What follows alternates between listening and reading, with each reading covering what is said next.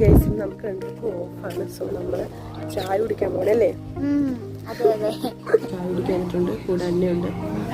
നമ്മളപ്പം ബെറോട്ട കഴിക്കും. ഗൈസ് അങ്ങനെ നമുക്ക് ബെറോട്ട വന്നിട്ടുണ്ട്.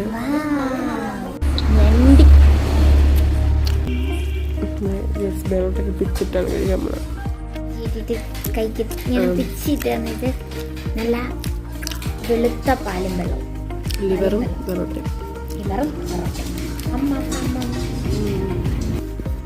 സാറ് തോട്ടത്തിൽ നിന്ന് പൂ പറിക്കുകയാണ്. വയ്യാത്ത കുട്ടിയാ. പെട്ടെന്ന് വാ അവർ വരുന്നുണ്ട്. പൂവ മതി, ഓർമ്മ മതി.